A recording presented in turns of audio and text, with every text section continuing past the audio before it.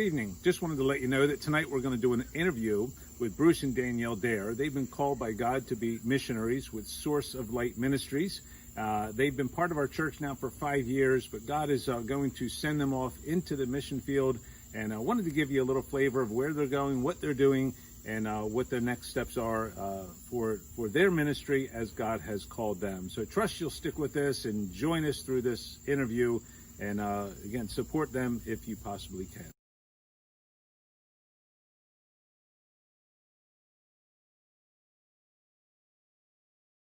Good evening, everybody. Just wanted to formally introduce you to Bruce. Bruce has been Bruce and Danielle and their kids, Emily, Natalie, and Ryan. They all haven't been there from the beginning, but when you came, you didn't have Natalie yet, right? You've been coming to Bethel for 5 years now. Yeah, it was actually that September. We had her, so yep. Very good. So Bruce and Danielle, the family's been coming to Bethel now for a little over 5 years. We're excited to have you guys here, but now we're getting ready to lose you, and we're excited about losing you because we're losing you for a good purpose. And so we praise God for that. So you've been a couple of times in your life here. You've been really close to the mission field, and then God has said no, not there. Kind of talked about that Sunday in our message with Paul heading to a couple places, and God clearly shut the door and has clearly opened another door for you here now. Tell us about those instances and what God's been doing in your life in the past several years and where He's leading you now. Yeah, so that's true. We, of course, many folks know that I was on staff at Hardingville Bible Church. And, through that time, even as I was in seminary, so on, really coming out of seminary, Danielle and I both had a heart for missions. And just a little bit of our story, both of us were saved at a young age. We grew up in Christian homes, both of us. I think both of our moms were involved as a result of, Sunday school lesson, basically after that, asking questions. And they led us to Christ. We actually have a very similar story that way. So grew up in churches, very privileged with our heritage. So of course I ended up going off to Bible college, seminary, was on staff at Hardingville, and, just always had a heart for missions, and Danielle is also, and I think that's part of even what drew us together as a couple, and service together. And so there were two different opportunities that got pretty far along. We had joined Biblical Ministries Worldwide in a church planning effort in Boston that suddenly fell through. We were very much on the brink of deputation there. And the second instance was just something that we were pretty well interested in. There was a bit of a conflict between Mission Board Church on some different things. And so, we had been disappointed, and never really understood. I guess you always wonder why, of course, and even why, things had gotten so far along, but God had a purpose in that. And, we definitely were in a holding pattern, and have been for some time now, but now we're excited about Source of Light and the new opportunity that He's opened up for us. We're walking down the path. We don't take anything for granted, and just trusting in Him. Very good. So tell us, many people probably haven't heard of Source of Light. It's a little different ministry than some other ones. So tell us about Source of Light and, what your part will be and what God has planned for you. Right. So Source of Light, I would just summarize by saying it's a global discipleship ministry. We have branches all around the world, different languages, and it is heavily focused on discipleship, especially through correspondence courses. So from children to adults, and even Bible college level training, and of course basics of the faith as well. Essentially, providing a resource for folks, beyond the initial maybe gospel tract or even being introduced to Christ, having material and resources to help churches and other groups to disciple people in the faith. And so we not only have all those materials, but also in different languages. And we work with national partners in many different regions, many different countries, other organizations that use Source of Light material as well.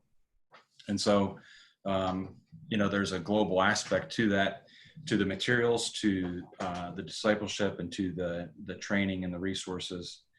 And so part of what we've talked about my role being is, and director of publications, being involved in the print shop and the shipping department, overseeing some of those kind of operational things, just getting materials produced and out the door, and also being involved as much as I can in the training department, reviewing materials, being part of a team to review materials, updates, come up perhaps with new things, or partnerships with other materials, with other churches and groups, doing some of those networking things. And so working at headquarters in Georgia, Madison, Georgia, and also in that sense, in a support role to the front lines, who mostly is national partners around the world that are actually doing the distribution and the discipleship, church planning, and some of those things. So really, just coming behind them, supporting them, helping them fulfill their ministry, and the mission of Source of Light in general, continuing on. So it's certainly not a new ministry. So they've been around for decades. So I'm not sure when they began, but it's been a well-established ministry that God has used over the many years. So.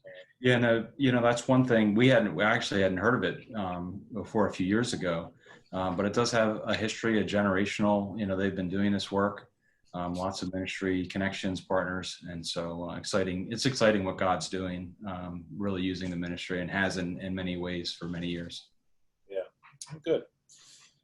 So you just had begun, we as a church had just taken you on as officially making you under the umbrella of Bethel, as we were your home church, sending you out, and COVID hit, and yes. everything shut down. What was going through your mind? What has God been teaching you through this time? And again, it seems as if God has said, "Not yet. We're going to wait a little longer." And right. So. Yeah, we talked earlier about a holding pattern. That's that's definitely where we've been for a long time. I guess the multiple years of holding pattern prepared us for the what's been now multiple months. And so I guess, especially when COVID hit, I have to, speaking for myself, I have to say that, maybe I was a bit naive, but I just thought it wouldn't really have too much of an impact. I knew that it was a, serious threat. Maybe for a few weeks it would, slow things down, shut certain things down.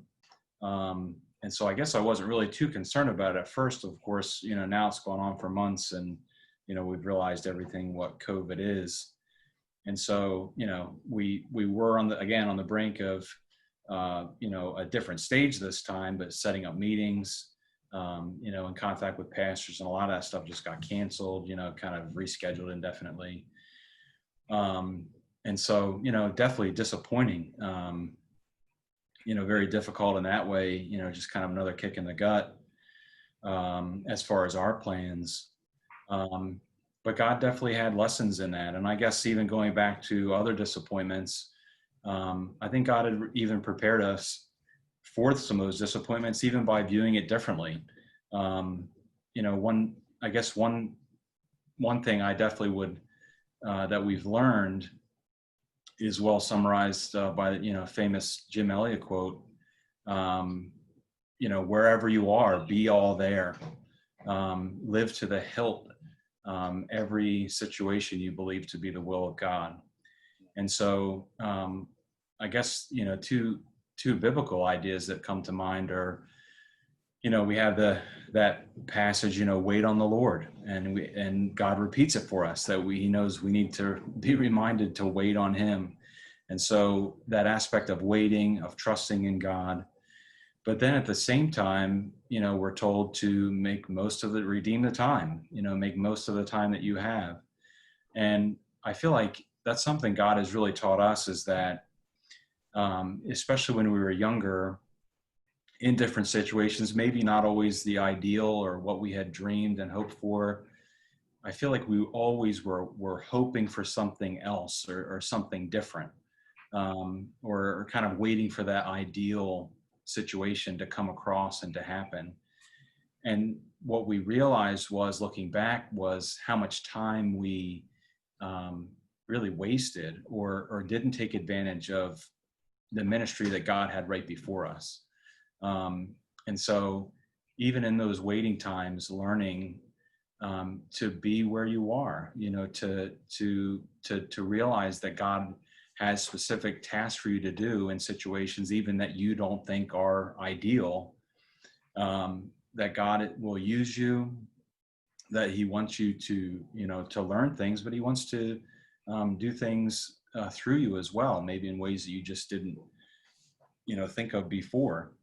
And so, making the most of time, not always waiting on God, yes, but not always waiting for your ideal either, to be involved where God has you and to continue on. And I guess another passage that comes to mind that's definitely come, I think this mostly over the last few months, is that, many are the plans of man, but the Lord directs his steps. And so, we can do every plan possible. We can, cross all of our T's, dot all of our I's. And, I'm a details guy. I like to know, what I'm doing ahead of time. But, I can make all the plans that I want, but it's really the Lord that, directs steps. He's the one that, provides the strength and actually help us through the plan that he has for us. And so many lessons, again, even in the past few months, maybe even heightened a little bit. But again, having learned some of those lessons, just trusting in the Lord, realizing that he has a plan. And there's so many different signs, even through this COVID time, you wouldn't even expect, some churches having more response, more connection with folks, some churches even seeming to thrive, or, again, just a difference that God is using this for his purposes. And he definitely has done that for us in our lives. That's great. I think we can all learn something through that, whatever God's doing in this season of our lives, to learn to wait, trust, and believe, and just hope in him, but see that there's a plan that he has for us in the waiting. I think often a deputation is, for many times, it's like, well, we just want to get them to the field, but there's lessons learned in the deputation process that God doesn't want to rush that time through. He has things he wants to teach you for when you do get finally to the field. So Right. I know he's got some great plans here in the days to come, and he'll use all of these experiences to, maybe to write some tracts or discipleship. Maybe that's a specialty that God's going to give to you down the road of encouraging other believers. So praise the Lord for that. So good. So you're raising your support. Obviously, churches many of them still closed. Some are opening up. Some are probably limiting who they're having in right now. I know I'm not excited about bringing new missionaries into my church, and I'm sure a lot of others aren't right now. So what are your plans as far as raising support? Does it have to go through a local church? Is there other avenues of people supporting you? And so what's the goal, and what's your thoughts, and what's your hopes? Right. Yeah. And again, even a biblical ideal, I think, is the church support. And, we would like to emphasize that and, have God provide in that way as much as we can. But at the same time, we need to be creative, especially during this time. And so we're hopeful that, those churches still, take us on. we're hoping for, some different connections we have and so on, that, those will be fruitful. But at the same time, we recognize that there are, there can be, and there are individual supporters. We actually already have some individuals supporting us monthly.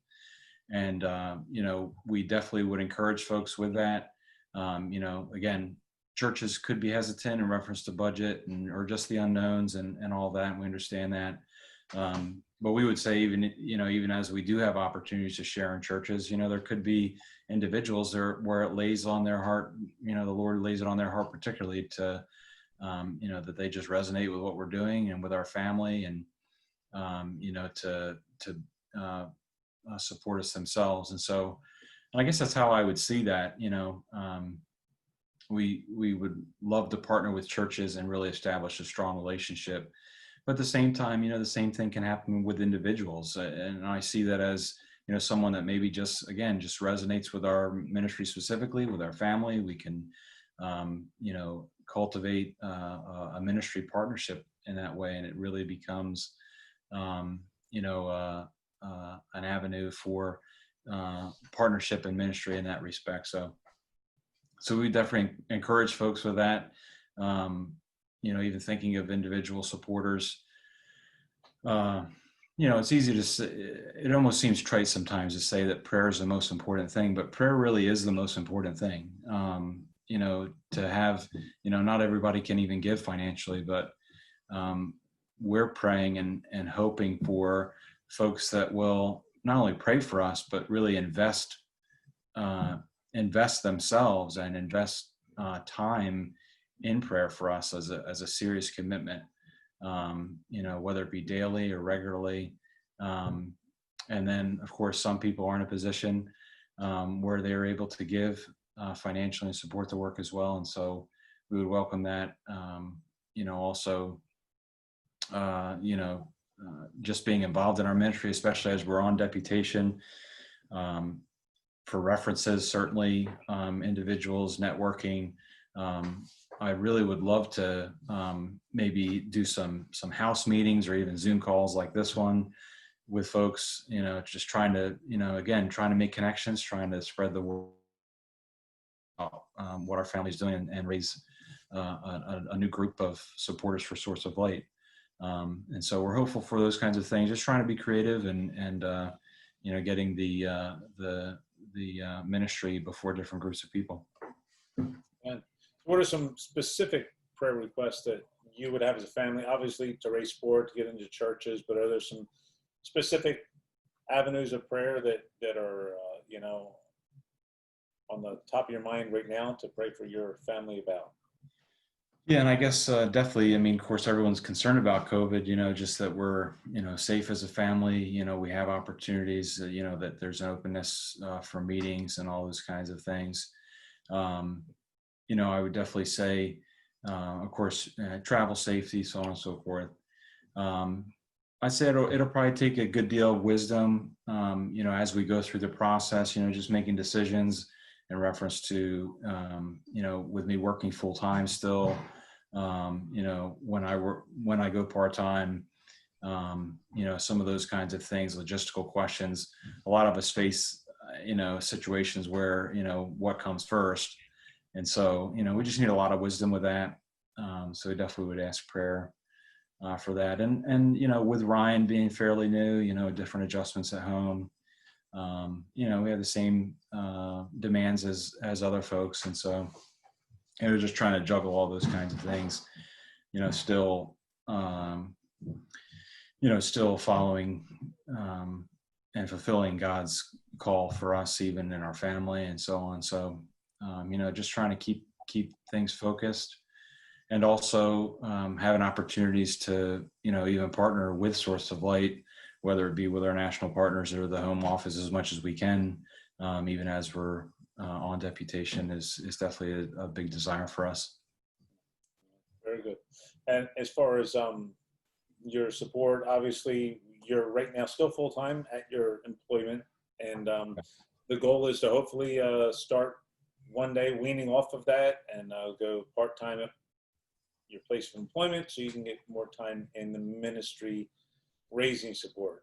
So give us a little insight of what that looks like, how that may happen, and do you have a time frame? I know a lot of times they say about 3 to 4 years on deputation. Does it seem like that may be where you're at, or sooner, later? Yeah, and of course, we're hopeful. It's hard to say. It does seem to be a long time, and especially with COVID, there are going to be additional challenges. So, yeah, we are hopeful, possibly for that timing to work out. And with Source of Light, it is a bit formal, and I think rightly so in reference to hours. When I can put in like at a significant amount of part-time hours is when that change would happen. And so we have to work the numbers as far as how much we could live off of being part-time, with my job and being part-time with Source of Light, and also working, of course, the time, to make that formal. And so I guess I'm hopeful that happens within the next year. I think if that were to happen, it would be aggressive, but we're, hoping for that. And then I guess realistically, it'll probably be 2 years before, we raise our support in full time. Some say it's going to be longer than that. Some are confident that it could be less than that, but that's kind of what I have in mind. Yeah, good. Now, as far as you and Danielle getting saved at a young age, feeling called to ministry, there's a lot of young people these days, and from what I hear, and you hear the same thing, that for every missionary retiring, there's not many replacing them. It seems like there's a generation that we have missed of people sensing the call of God in their life to invest into full-time ministry. So if you could speak to both young people or adults alike that may have a passion for God, but just not even sure, how do I know whether God's tapping me on the shoulder and pointing me into full-time ministry? How would you direct someone? Sure. Yeah, I think there's, even for young people, there's just a lot of confusion about God's will. I think that's such a common question. Like, how do I know God's will? I think a lot of young people, maybe even with starting college, maybe early, and so they kind of get into, what they like to do and kind of get caught up and maybe even don't seriously consider ministry vocationally, although others I think do, but then they're not sure how to use their specific gifts and skills for the Lord full time. And so I do think there's a lot of confusion on that, and I can understand, some of those things. A lot of us, if we're believers, if we're faithful believers, then we're going to serve and we're going to, minister in the church and so on and so forth. But I would say that as far as, vocational ministry, I think it does start off with a desire for that. There's a certain desire to serve the Lord, but even I think a compelling interest in, serving the Lord full time. For me, it did come at a young age where, I just thought, hey, if I can do this with my life and someone would be supportive of that, then that's what I would want to do. It was just kind of a natural, thing for me to want to do that. Although I have to say, in my story, there was times where I thought, oh, maybe business or, some other kind of management. I've always been interested in administration, that kind of thing. And even as I followed God's call into ministry, it was always, I just wasn't sure what that would look like. I always felt like maybe it wouldn't necessarily be as a pastor or, church planning. It just maybe it didn't seem totally wired for that. And I guess I would just say that, first the desire needs to be there to serve and, to actually dedicate and sacrifice your life for the sake of the gospel and the call to ministry in that way. But then I think very much near that is just, seeing where you serve, seeing how God has gifted you. And to do that, you just need to be involved in ministry. You need to be, you need to go to your pastor and say, what can I do? Where am I needed? He may already have an idea of where you're gifted and where your skills are. If he doesn't, he'll probably come to know that. And so, being under the authority of a local church, your pastor, and really getting the input of other believers, as you serve with them, what is God confirming through them that you are gifted at? I think we all, especially when we're young, have an ideal of, well, I'm good at this or good at that. What is God telling you through other people as far as, ways that you have served and that people have been helped and encouraged, whatever it may be. And then in that, realizing that a call to ministry, doesn't have to typically be in a pastoral role or a church planner, that God does call, people in with all kinds of skill sets, and with all kinds of ministry burdens, to serve him full time. And so Source of Light is a great example of that. I feel, there's so many different needs. You mentioned folks retiring and having no replacements. I mean, there's no doubt about that. I think it's true of Source of Light. If there's one thing we've learned, it's that most people that work with Source of Light have like 6 different hats. It's not just 3 hats, it's like 6 hats. And so, there's a really great need for people that just dedicate their lives to the work, and it comes in all different kinds of fashions. And so, there is that pastoral call and that church leadership call, but then there's definitely a different kind of call as well, where you just are sacrificing your life, but then just using your gifts and abilities, whatever God has given and wherever he's leading you. Now you mentioned you'll be in a print shop. Obviously, that's a little different than somebody who's planning a church in a third world country somewhere, which may get much more support more quickly, as people might look at that a little differently. Why do we need people in a print shop, in full-time ministry, and kind of explain how one's not better than the other, it's just different. Right. Yeah, I think there, that comes back to also, in 1 Corinthians 12, there's one body and many members. And of course, we're not talking about a local church, but I think the same principle applies, that, I think there are the forward, there is the face and the hands and the forward moving parts of the body, but there are those other, what may seem insignificant parts, that are necessary for the body to function. And so it's true for churches, it's true for Christian organizations, and it's certainly true for Source of Light, that, our national partners, or those that are on the front lines, really would not be able to do what they're doing if it weren't for a whole network of people, supporting them. And so, in reference to publications, that might even be a little bit closer, because, maybe we're actually producing materials and getting them where they need to go. But, perhaps even less direct than that is, someone, that cleans the building, answers the phone, whatever it may be.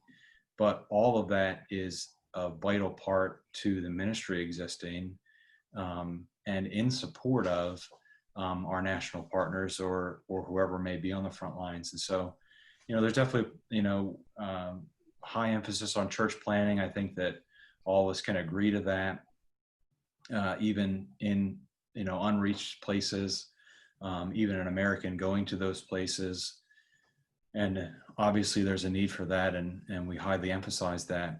I think where Source of Light has an interesting advantage is to already having connections with national partners that probably can do that ministry more effectively, and maybe even more, and certainly more cost effectively than we can do as Americans. And so, there's different views on that as well. But just taking advantage of that, and also seeing that, again, those support people are there, and that's really how we will see our role, just lifting the hands, being a member of the body that is necessary, for the whole to function.